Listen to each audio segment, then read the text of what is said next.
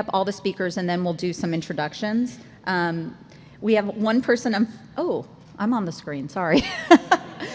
One person missing off of the slide, and that is because of late night design work. And it is Andrew Thompson from Proteus Digital Health, and you're gonna learn a lot more about why he's a part of this. So why don't you guys all come up and sit? And I'll start a little bit. So, good morning. First day of CES. My name is Jill Gilbert, and I am the producer of the Digital Health Summit here at the Consumer Electronics Show. It is one of the fastest growing segments here. And it's also one of the most important influences changing our lives and, more importantly, our health.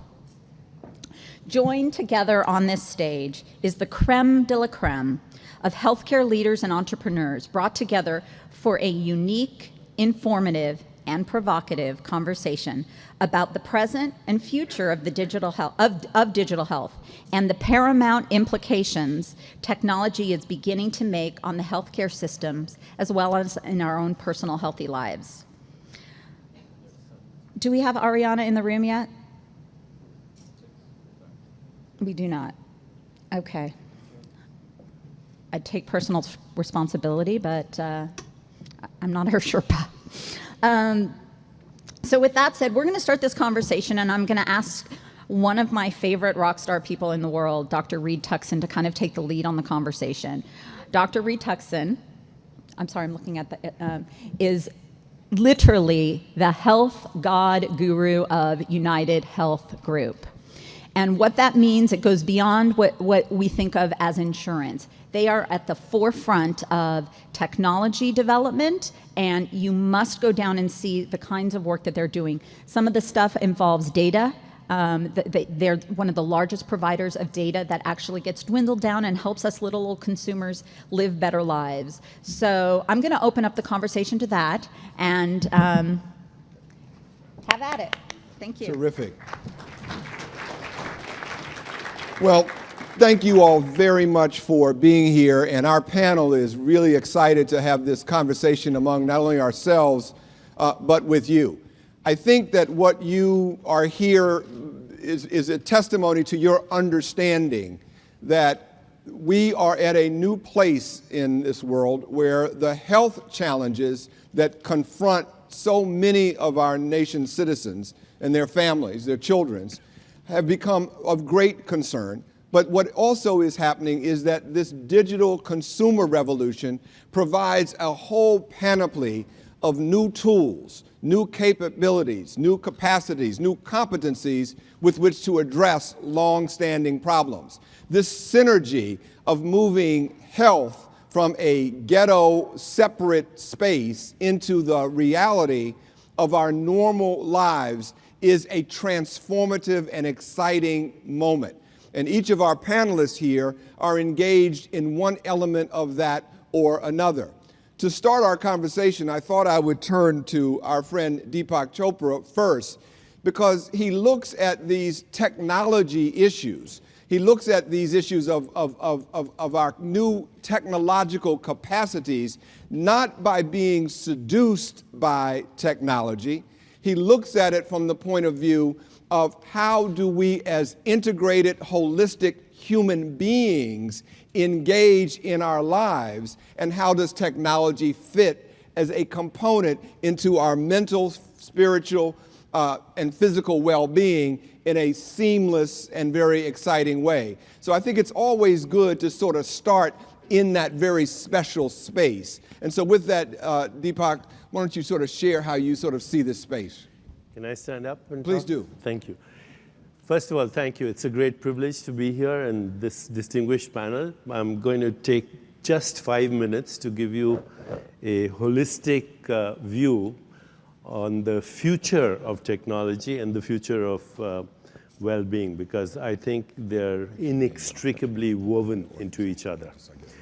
The future of well-being has to do with a deeper understanding of mind, brain, body, and ecosystem. And I think one fundamental principle is that everything that we call existence is an ecosystem. Your genes are self-organizing dynamic networks and therefore ecosystems that actually express themselves as your biology.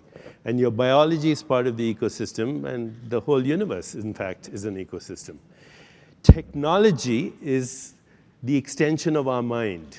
Technology is the latest expression of the evolution of our consciousness. And by itself, technology is neutral. We can either use it for diabolical purposes, make weapons of mechanized death, or we can actually use it for healing. So I just want to show you very briefly, 3 slides over here. I'm going to skip most of this. The first is what I call the heart-brain connection, because this afternoon we're going to be talking about technology of the soul, where we understand that our minds, our feelings, our perceptions, our sympathetic and nervous system, parasympathetic nervous system, heart rate variability, neurotransmitters in our brain, our breath, the images, feelings, and thoughts that we have, they're all part of this ecosystem. And the ecosystem also includes these different aspects of well-being: social well-being, career well-being, physical well-being, financial well-being, and community well-being. If you want to really look at it in a holistic manner, and there are ways to quantify all these different measurements or metrics of well-being, and the deeper understanding that our bodies are not nouns but verbs. They're activities. Even our genes are dynamic networks of activity, and that the future, therefore, of our technologies is going to be personalized medicine, a deeper understanding of neuroplasticity through neural feedback, bioregulation, stem cells and cloning technology through our own cells, nanobots, which will be little, basically computers the size of your red cells that you can program to trigger various things in your biology, whether it's genetic modulation, enzyme induction, and the new technologies that we were comparing our technologies here. I'm wearing almost every biosensor that you can think of, okay? And this is the latest one, BASIS. I think the creators of BASIS are here, but it measures everything from your heart rate to your skin temperature to your stress levels, perspiration, the number of calories you expend, but also how these change when you personally interact with people, in your social interactions, with your diet, with your sleep patterns. And as we begin to get the metrics of how to quantify our experience of life, we then will also be developing technologies that will help us bioregulate ourselves. This doesn't do away with pharmaceuticals. It doesn't do away with surgery, but it really actually gives much more power to ourselves to begin to heal ourselves and heal the ecosystem of which we are an expression. Thank you. Thank you.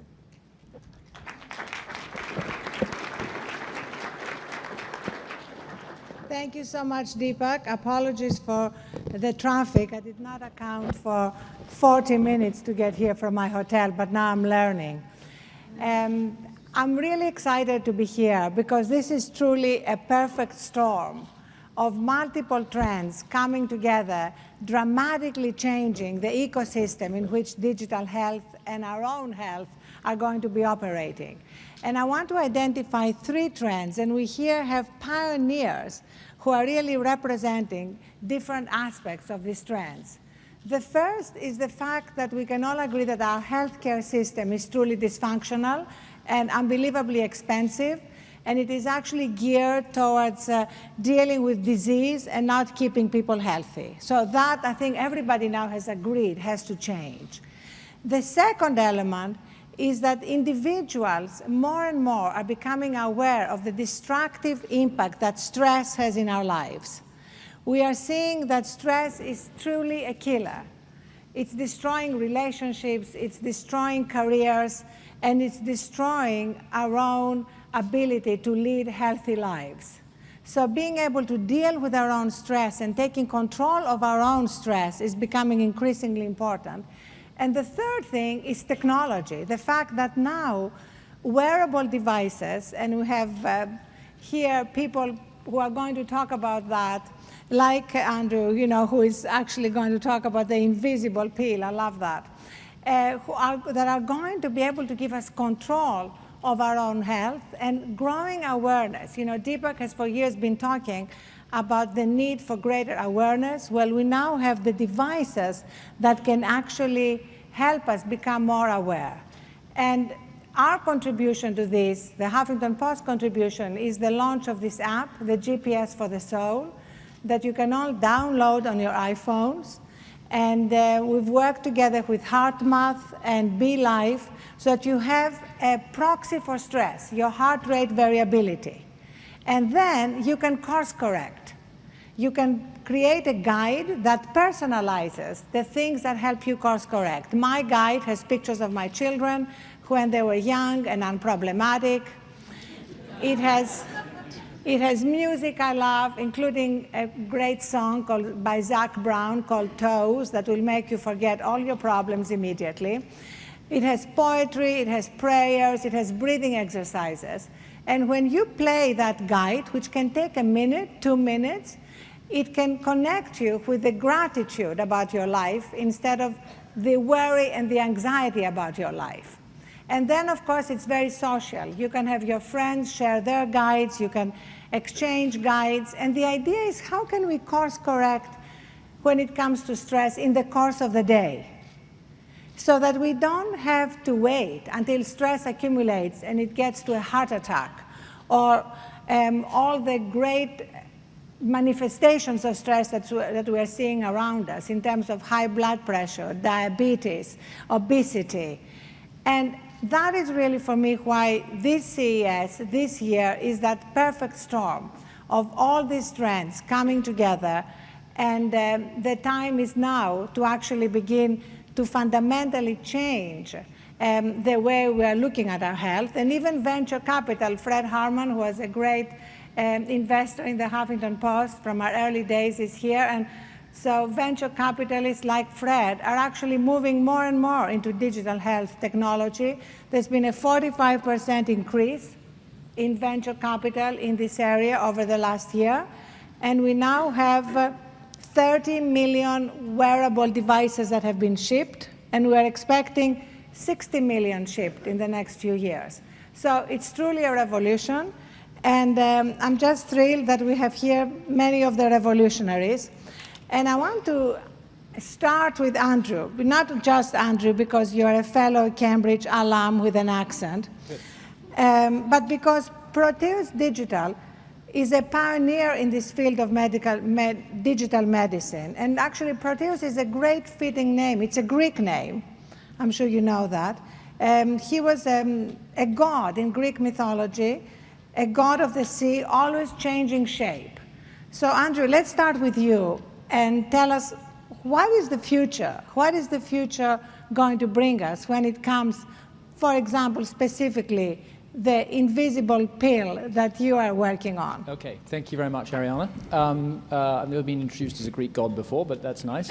Let me just build on a few of the comments that Dr. Tuxson made and that Arianna made. We have a massive healthcare crisis globally in terms of cost and access and disease burden. And as Arianna pointed out, we have to shift towards treating people in terms of health rather than sickness. And so as a company, when we approached that problem nearly 10 years ago, we basically created a three-pronged approach. If we're going to build a healthcare system in the 21st century, it has to tie to the mobile internet. The mobile internet is the most available utility on the planet. It's more available than water or electricity. Saying you can build a healthcare system today without tying to the internet would be like saying in the 20th century you could build a hospital without electricity. So that's inviolable rule number one. Rule number two, this new healthcare system has to serve the largest group of healthcare workers in the world. And that's not doctors and nurses, that's you and me. Patients and their families, informal carers, outnumber paid professionals by at least 10 to 1. So that's the system leverage.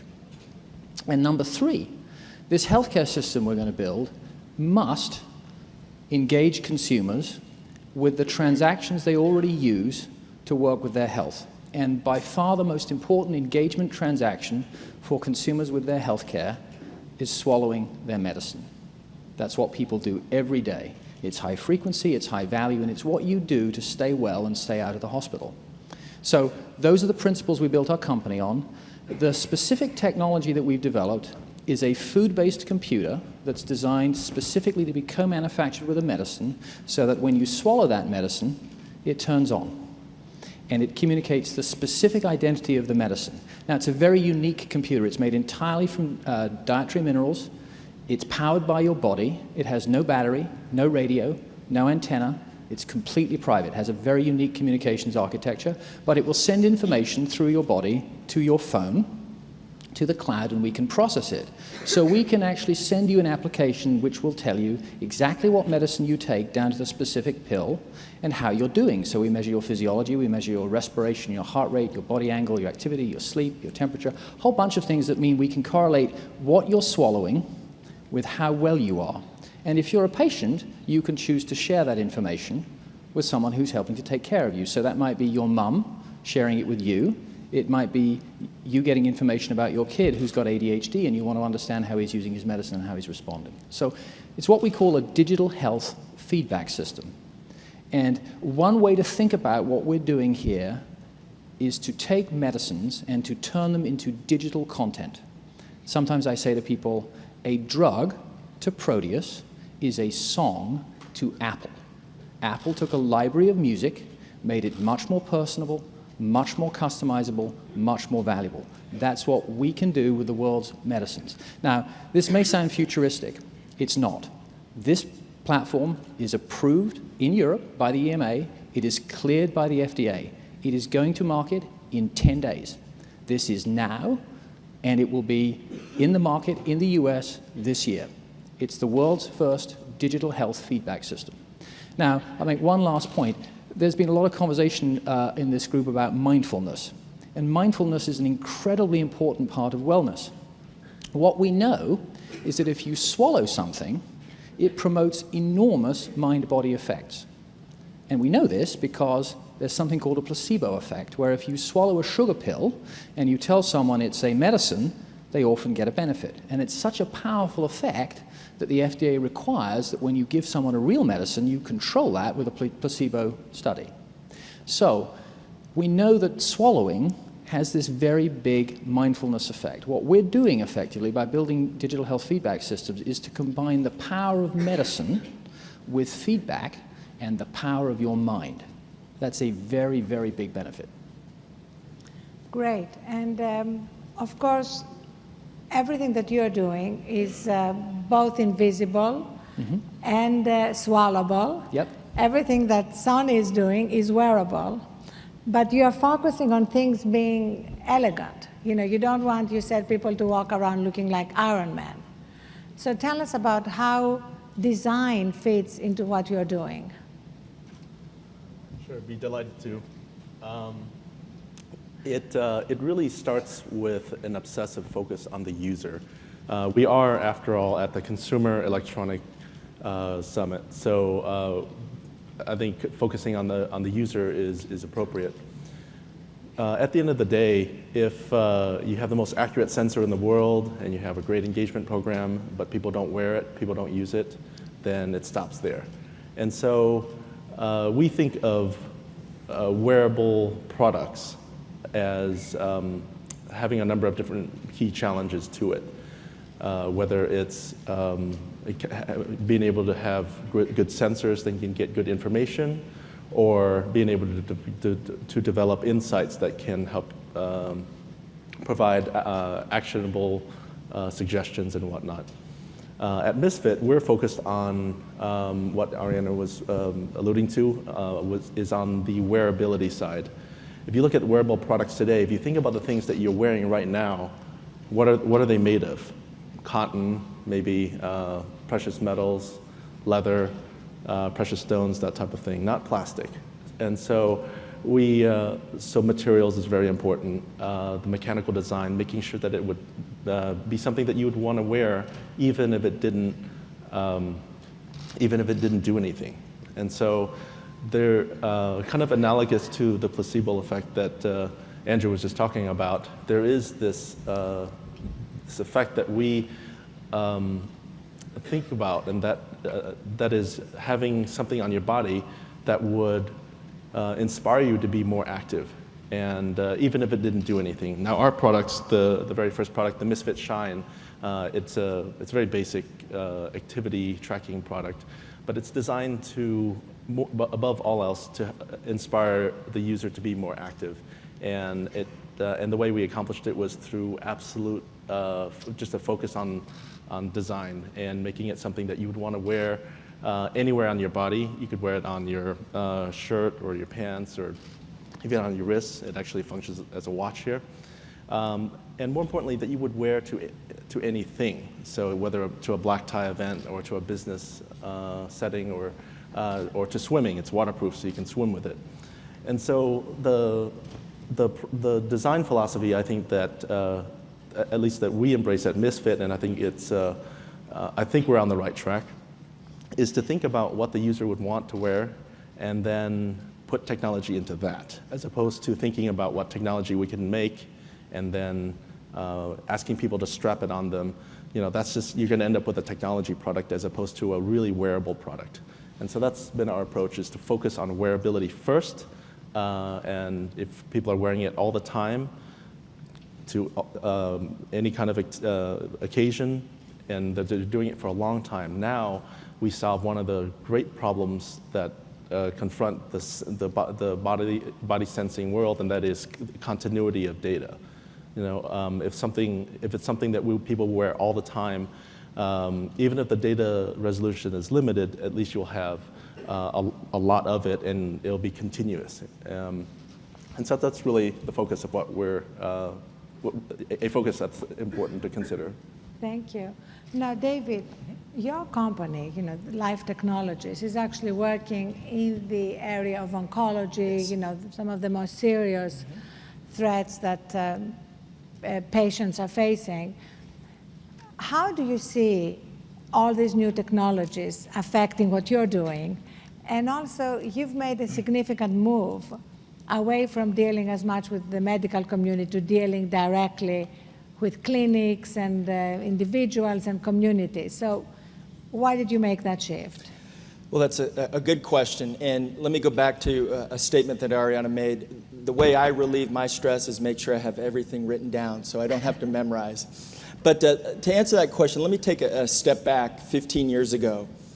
15 years ago, when my dad was diagnosed with metastatic colon cancer, we were confused. My dad was confused. The family was confused. We didn't understand how to manage the disease. So throughout my career and now at Life Technologies, what we're trying to do is improve patient care by bringing clarity to the complex disease of cancer. And all of these devices and philosophies that we're talking about have a direct impact on people's ability to manage the disease of cancer. But what's important to note about cancer is 80% of all cancers are treated in the community. 80% of people are over at Sunrise Hospital right over here on the Strip, at Mills Peninsula in San Francisco, or at Scripps in San Diego. They're not necessarily at Stanford or Memorial Sloan Kettering. So what we have to do as Life Technologies is not only support research, which is a very important part of what we do, because that gets us to the cutting edge, but my job now is to take that sophisticated technology and bring it to where the patients are, and that's in the community.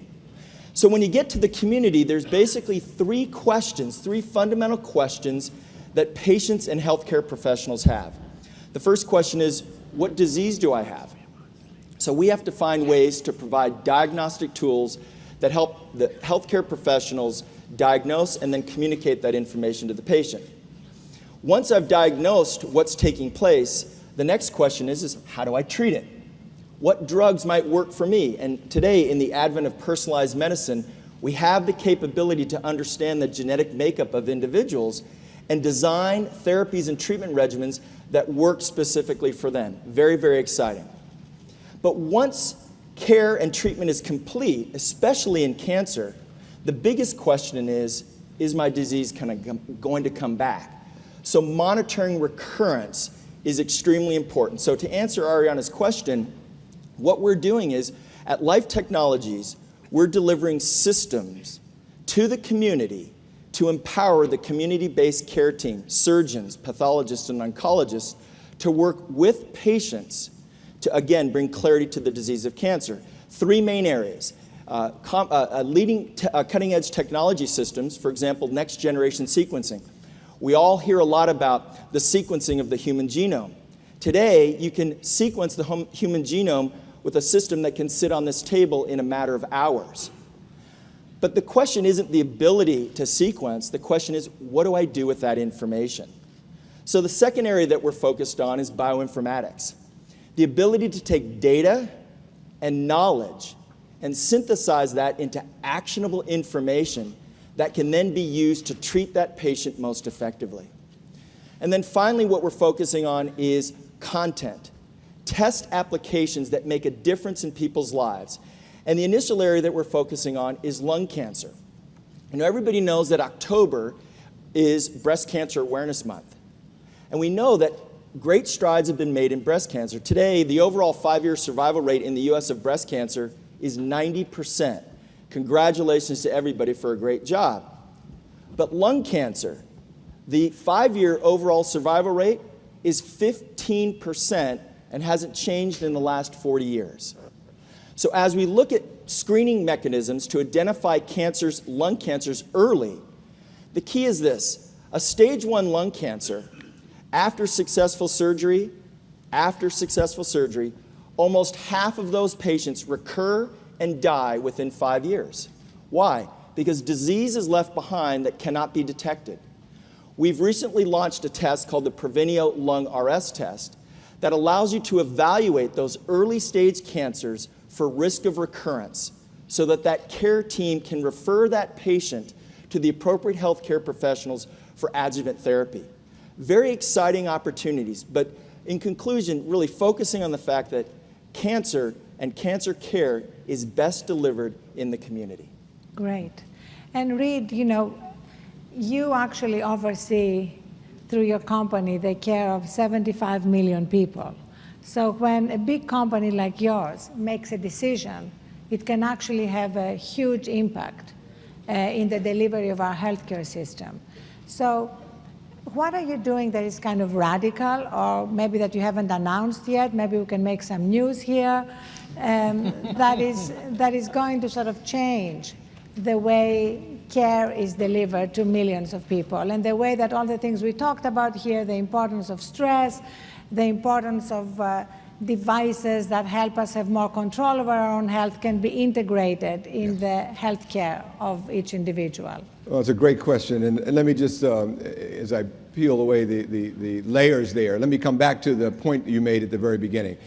You here at CES really, you need to be deputized as national service agents. America is in a serious crisis. When you read about healthcare costs going up and up and up, you need to understand that there is no more room to go. Your federal government cannot pay another dime in Medicare costs. Your state governments, no matter where you live in this country, your state government is broke or going broke because of its Medicaid costs and the costs for state employees.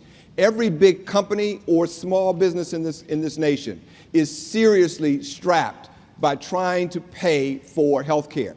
There's nowhere else to go. Unfortunately, there's a freight train coming at those costs, and that is an extraordinary increase in the number of people with preventable chronic illness. It is scary to think that 31% of all Americans now have high blood pressure, that diabetes affects 9.5% of the population, 28% of all Americans are obese, 26% of Americans get no exercise other than just going to work and going home. It is hard to imagine that 21% of Americans are still smoking cigarettes. All of that set of risk factors, which have been there for a long time, which we have failed to be able to mitigate or to stem the tide. In fact, it's getting worse every year, are leading to extraordinary amounts of disease that cost extraordinary amounts of money to handle. The point being that what's excited by what these panelists are saying are bringing new technologies and new tools to bear that absolutely must be effective in turning off the spigot of preventable chronic illness. If we do not, we will never in this country be able to afford the medical care of all that goes with it. So what do we announce today, which I loved her question. Today, we announced a new partnership, for example, with a company called Konami, which makes something called Dance Dance Revolution. This is a terrific new game, and it's part of a movement of exergaming, which gets, you know how we tell kids, you will have a dose of exercise. Well, again, we get mad that they don't do it. You must go do something, and it sounds like castor oil or else. Instead, what you've got are these new tools where you can all get together, you can play, you can have fun. The Dance Dance Revolution game we announced, it's got a classroom edition, 48 kids in a classroom with sets of sensors and biofeedback loops, instant gratification, and the kids can just play. And you know what we've been doing? We've been doing the studies, and we know that when kids play these kinds of games, their heart rates go up. Deepak, we can put the watches on them, and we absolutely know. And we know something else. They start to enjoy physical activity. We change their mindset, their mind-body experience. So my point being is that we're announcing those kinds of things. There are so many of those kinds of engagements that we need. But let me just conclude with, whatever it is that you do here at CES, can I just plead with you, self-appoint yourself as a health deputy.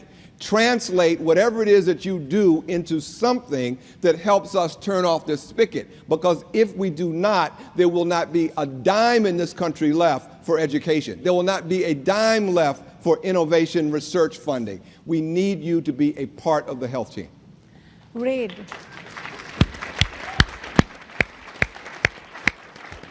This is really great, and I so appreciate the fact that you bring a sense of urgency to what is happening, because our whole conversation around healthcare is missing that urgency. And I would like to turn to Deepak, because it's a perfect kind of follow-up from what Reed said, because we also need to realize that no matter how perfectly we try to run our body in terms of exercise, in terms of what we eat, if we don't deal with our mind and our spirit in terms of stress, anxiety, etc., we will still not be able to deal with the healthcare revolution. And that's a little harder sometimes for people to comprehend because it's not as visible. But if you look at the fact that in the last 30 years, stress, self-reported stress, has gone up by 25% among men and 18% among women. Okay, we're a little more laid back. But as we are becoming more and more successful and climbing the ladder faster and faster, women too are now suffering just as much as men increasingly in terms of these success diseases like ulcers and heart attacks, etc. So we need to catch that by redefining success, by addressing what we do around stress. And Deepak, I just finished on the plane over from New York, his new book, which is coming out in May, called Brotherhood, which I highly recommend to everyone. It is absolutely amazing. It is Deepak and his brother, two doctors who come over from India. His brother goes to Harvard and becomes a big cheese when it comes to fighting liver disease. He's the dean. The dean, okay, a mainstream medicine. And Deepak, of course, becomes the dean of combining body, mind, and spirit in treating a human being. So these two brothers each take a chapter and write about their journey. It's, to me, an incredible metaphor for what we need to do, kind of integrate the best of Western medicine with the best of ancient wisdom around how do we deal with our daily lives, how do we deal with our minds, and even our soul. That's why we use the word soul in GPS for the soul, to acknowledge that whether you are spiritual or an atheist, it doesn't matter. There is something in us, whether you call it a higher power, whatever you call it, whatever the name is, and Deepak does not shy away from using spiritual names, but whatever name you use, this is something which has to be integrated in our health. Otherwise, no matter how much exercise we do, right? And no matter how well we eat, if we don't deal with what's happening in our mind, we won't be able to resolve the epidemic of anxiety and depression that's occurring at the moment. We've had an incredible increase in the prescription of antidepressants and sleep medication, for example. We have now 1 in 8 Americans, including children, is on some form of psychotropic drug, antidepressant, sleep medication, etc. And I mean, those of you who've read anything I've written know I'm obsessed with sleep. We have a dedicated section on sleep on the Huffington Post, and it came the hard way. It came because I fainted from exhaustion 4.5 years ago. I hit my head on my desk. I broke my cheekbone. I got 4 stitches on my right eye, and it started me on this journey of reacquainting myself with the benefits of sleep. And so, Deepak, before you talk about the soul and mind, body, spirit, can you please talk about sleep? Because you and I are in agreement about that. Okay, I do want to address what Reed said, because what you said is so significant and so applicable, and that is that we can create social networks that self-organize themselves to change behavior through technology. And we already have the technology. We also have the metrics by which we can measure behavior and what happens in our body. As far as the soul is concerned, I think you and I have a session this afternoon, one-to-one, so we can talk all about the soul and spiritual well-being. Now, I happen to be a senior advisor at Gallup, the organization that does polls, but we are also a consulting company. And we measure health in 5 buckets, which I referred to earlier: financial well-being, community well-being, career well-being, social well-being, and physical well-being. But of course, if you're not physically well, then all the others, basically are irrelevant, because you can't participate in what you're doing. And the elements of physical well-being and spiritual well-being we'll talk about this afternoon. The elements of physical well-being are actually pretty simple: sleep, stress management, exercise, diet, and maintaining weight, ideal weight, or close to ideal weight. Those are the 5 elements of physical well-being. Sleep, by the way, has been incriminated not only in the injury that you had, but in the Challenger disaster, in the Valdez episode, catastrophe, and in the nuclear disaster in Chernobyl. The dominant factor was sleep deprivation. So sleep is actually the most important of all the things that I could talk about today. In fact, my colleague with whom I wrote my last book, Superbrain, Rudy Tanzi, he said the latest research shows that sleep deprivation, delta deprivation, which is the deep sleep, is basically the what you call default mechanism for the brain when the brain stops accumulating amyloid in the brain. So one of the most basic fundamental ways to prevent even Alzheimer's might be deep sleep. Now, since we're all showing technologies, I have a little bit of a surprise for you over here. This is something that we developed at the Chopra Center with Rudy Tanzi. It's called a Dream Weaver. And what it is, it's an audio strobe digital electronic device that actually feeds optical signals, audio signals, and music and meditation and affirmations to your brain. And we start with a frequency of about 20 hertz. And then slowly your brain waves start to lock into that frequency of 20 hertz, and then you slowly decrease the feeding of the brain waves, and very quickly people go into theta state, some go into delta state. So this is another version of technologies that are now emerging and will emerge, and these can all be aggregated. So, once you aggregate these technologies with these devices, and you have the correlations and the algorithms that can correlate these technologies through social networks. Because remember, social networks are extensions of our mind. They are the way we regulate energy and information in the whole ecosystem. We have a bright future for well-being linked to technology. That's fantastic. You know what? Can I take it with me? I can go have a nap. And then when we have our afternoon session, I'll report on my dream weaving. But seriously, I think this is amazing to increase people's awareness and help people sleep, because there are so many. I have 2 daughters. One is a junior in college, and people their generation have such a hard time sleeping. It's not just all the people working hard. It's also young people in college or people worried about exams. So something like that that can help would be absolutely amazing, because to return to Reed's point, now we have, according to the Center of Disease Control, 75% of healthcare spending is spent on preventable diseases.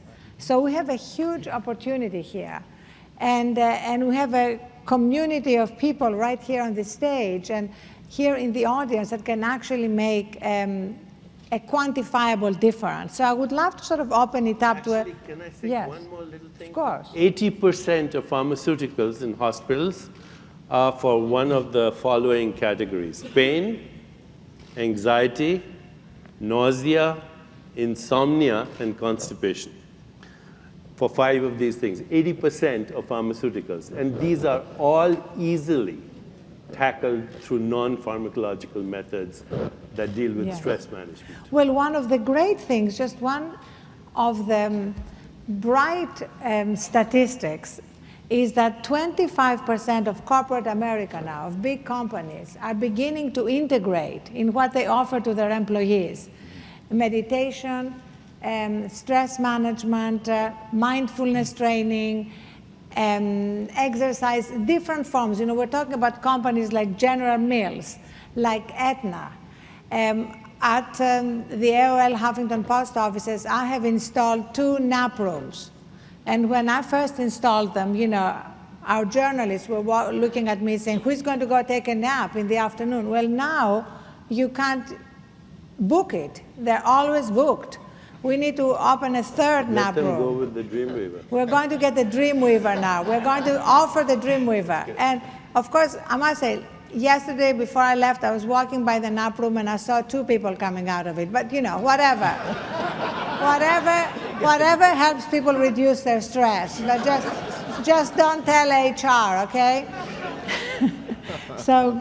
Well, I think, again, one of the things that Reed had mentioned, I think, is an important statistic. And obviously, with a disease like lung cancer, smoking is clearly the primary cause of lung cancer. And it is a serious problem that very little progress has been made against. But at Life Technologies, we're investing a lot in advocacy, not for smokers per se, but for the stigma that is unfortunately attached to people with lung cancer, that it's completely associated with smoking. We have to also recognize that there are non-smoking related causes to lung cancer. In fact, oftentimes it's a 35-year-old mother of 2 from Central California who's a career person who has never smoked a cigarette in their life and contracts lung cancer. And it unfortunately, oftentimes, they're ashamed about that because of the stigma that's associated with it. So companies like Life Technologies are working with the Lung Cancer Alliance and other advocacy groups to help to try to remove the stigma associated with the disease of lung cancer, as an example, so that lung cancer can be treated like breast cancer, like colon cancer, and get the attention and the funding that's needed. Reed said it best. We're reaching a ceiling and a limit. We need to find ways to attack diseases like lung cancer. Did you know that more people die of lung cancer every year than the next 4 cancers combined? Worldwide, 1.6 million people will be diagnosed with lung cancer in 2013, more than any other cancer. And again, there are preventable causes, and there are causes that are not related to smoking. So we need to be sensitive to the stigma that we often attach to certain diseases. You know, a related question here is that as we're talking about things like the invisible pill or the wearable devices that Sony's company is making, we have to come to terms with the fact that many, many millions of people who need them cannot afford them. So what are your thoughts around how can we actually bridge that gap? So it's a really, really important point. Dr. Tuxen here asked you all to be healthcare deputies. It's a great point. In the world of consumer electronics, you do things that are miraculous because innovation in your industry is defined as better and cheaper and more every year. In case you hadn't noticed, in healthcare, we've defined innovation as better, a lot more expensive, and less every year. It's a fundamental business model problem. And one of the things that digital technologies do is to destroy existing business models. And it really, really needs to happen in healthcare. If you look at healthcare economics, over the last 50 years, healthcare costs have been rising at around 2 or 3 percentage points above growth of GDP for 50 years. That is not a curve you can bend. It's a curve that needs to be blown up. And the way it's going to get blown up is with digital technologies and new infrastructure. And the single most important infrastructure that's going to really play in that is the mobile internet, because it enables healthcare to shift from being about them, big health plans, big hospitals, big professional corporations, to being about you and your health, and you having the information, the education, the motivation, the tools, the games, and all the other things that you require to manage your own health. That's the solution. And so that's a really, really powerful and important point. The healthcare industry can learn a tremendous amount from the technology industry. And I, for one, for example, I'm really working hard to bring healthcare people into the way that we manage our business, because that's the way to change the cost curve. Well, and actually the fact that 44 million health apps are going to be downloaded this year, 44 million, and the vast majority of them are free. I know GPS for the Soul is free. And our sponsor is Weight Watchers, because they recognize the connection between weight control and stress. I mean, it's an obvious connection. So being able to offer apps or even devices for free and then getting them sponsored by brands that can benefit from the association is another way that we can make all these incredibly useful apps and devices available to people who need them. Reid, what about the major companies like yours integrating these in the offerings? Well, that's the key word, is integrating it. So what's exciting now is that in this consumer health space, innovation is the watchword. We're seeing more and more things, unlike, as my colleague is correctly to point out, in traditional medical care, every new thing costs more than the old thing and just keeps ratcheting up. So innovation in traditional medical care costs more than what was before. And it often and usually does not displace what came before, so you get it almost additive. In this space, on the consumer side, because of the nature of consumerism, it is competitive and things are offered much more cost effectively, and over time the prices start to come down. Where this moment in history is, and it's a very exciting moment, is how do we sort of enhance and move in sophistication and capability the consumer engagement, and then when does that start to bridge over into medical engagement with all the regulatory issues and all the cost issues there? That's another day for another conversation, but we still have so much more room to get just on the pure consumer side. So as we start to now think about the revolution in medical care that moves, as correctly stated, from the institution of caregiving being the center of the universe to the person being the center of the universe, then the opportunity is, can we take all of the engagements that the person has and connect them interoperably together into a coordinated, holistic whole, so that when I decide to use my mobile app around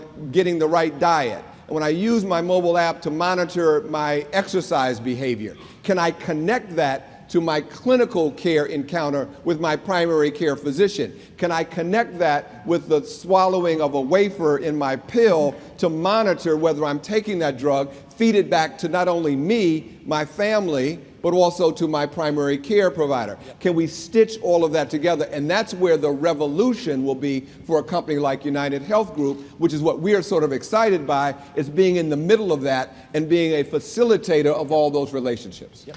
Well, I'm personally very glad that you read personally in the middle of all this, because having that understanding is critical. Because even though we are talking like that here, the way most healthcare is provided is still centuries, kind of beyond, where we should be. But let me first of all go to the wonderful Jill, and we need to thank Jill and what you are doing with digital health for actually being at the forefront of this. Who has somebody with a question? Thank you. Can anyone? Oh, I know you have a question. I just wanted Mike. So we have a healthcare deputy with a question for you. Excellent. Well, it's partially a question, partially an urging. But for the four on the right, I want to ask, to the development community, the main thing in mHealth and in digital health is open source. Open sourcing that data, de-identifying that data so that we can get to it and do something with it for you guys. The open source development community wants to do this. Health 2.0, as you guys have been aware of, does a lot of great sourcing of this stuff. How are each one of you guys engaging the data to get it out to the development community so that we can utilize it? I know Misfit, I think you guys have an API right now. And I don't want to get real technical on it, but I want to know how you guys are engaging the data to engage each other. Because that's the one problem we're having, is connecting your data together, guys. Yeah. One way that we're doing it at Life Technologies is we've recently spun out a company called Cure Forward, and that company is designed to work with major academic centers throughout the world and aggregate patient information, de-identified, so that we can understand profiles, genetic profiles of patients, the treatments that they've received, and those outcomes. Then, in the community, when an individual diagnoses a particular patient with a particular disease and a certain profile, they can query this database from throughout the world and map it against others who have had a similar disease, similar genetic makeup, similar treatment, and get an idea of what the outcome is going to be. And in healthcare, outcomes analysis is absolutely vitally important.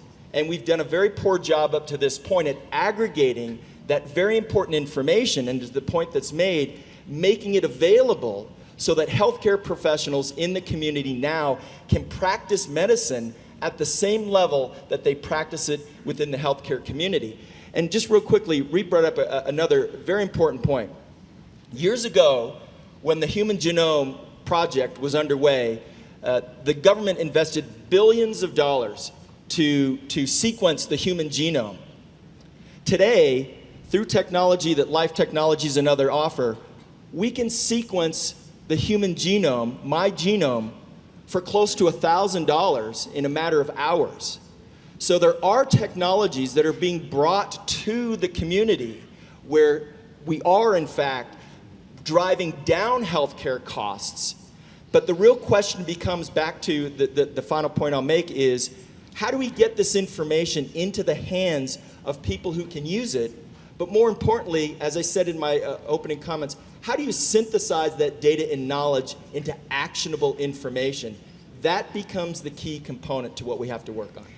Because unfortunately we only have 6 minutes and 34 seconds left, And we have two people over there I can see who want to ask a question. I would like to offer all of you who want to continue this conversation, which is as critical as any other conversation, on the Huffington Post. We now have 18 sections dedicated to reducing stress from every angle of life, whether it's the parenting section, parenting with less stress, the wedding section, getting married with less stress, and we have a divorce section, how to get divorced with less stress. Whatever it is that you're going through, you can do it with less stress. And so we would love to continue that conversation and offer the platform to anyone here who wants to talk about any aspect of digital health, whether it's wearable devices, care at the community level, care at the physical exercise or stress level. We would love to continue this important conversation, and I'm going to give you all my email address so you have no excuse. Anytime you have something to say, you can just send it to me, and we'll immediately set you up with an account so you can continue engaging with all these healthcare advocates from CES and around the country and around the world. So it's a very simple email address, Arianna, with one R and two N's, @huffingtonpost.com. And are we going to take the last questions, Jill? Yeah, I'm sorry. I thought we were wrapping. No, if you wanted to just quickly, maybe we'll take the two questions quickly. Maybe Heather has a make them very short, and then we'll make the answer to the questions also our closing statements. Okay, great. You mentioned, Andrew, that mobile internet is a key part of the future of healthcare, and also the theme that's coming out is around applications. So the question is, what role can telecom companies play in the future of healthcare and go beyond just being the service provider, and how integrated do we need to be in the value chain in delivering healthcare? Thanks. So I'll take that quickly. And so there was a question before about opening it up to developers. Proteus will be launching a developer kit this year. We are the first company in history to have information about actual use of medicines in community settings across very large populations. The key for us will be to open that up and allow as many people as possible to start to understand what that data means, particularly when it's combined with other information about, for example, activity and sleep. When it comes to the telecoms and how they can play here, we do think that telecom companies have a very large opportunity to become the backbone of a global health system. Just a quick comment. When you think about what the technology industry has done very broadly, there are roughly 6 billion people now in the world who have a mobile phone. Most people who own a mobile phone make less than $10 a day. They have never and will never see a doctor in their lives. But that represents an enormous opportunities for the telecoms industry to figure out how you can use that backbone network infrastructure to deliver meaningful healthcare to everybody, everywhere. So yes, it's a very big opportunity. One last question, and I think this is kind of addressed to everyone. Yes, I am from Mexico. I'm Carlos Salman, and I want to let you know this. 50 years ago, Eric Fromm wrote a book, The Sane Society. And the question of the book was, are we willing to have a sick society in order to have a healthy economy? That was the question 60 years ago. And now we have it. We don't have a healthy society and not a healthy economy. So I am not from a high technology country, so instead of this equipment, we take a siesta, just like that. Instead of what? We take a siesta. Instead of what? I didn't hear it. And finally, about too many sensors, and because I have to finish, I will tell you a translation of a poem that is 200 years old. Was I sick? I am healthy now. Who was my doctor? Oh yes, I have forgotten everything. My doctor or my medicine was forgetting. So we don't want to feel everything every second. We want to forget about sickness.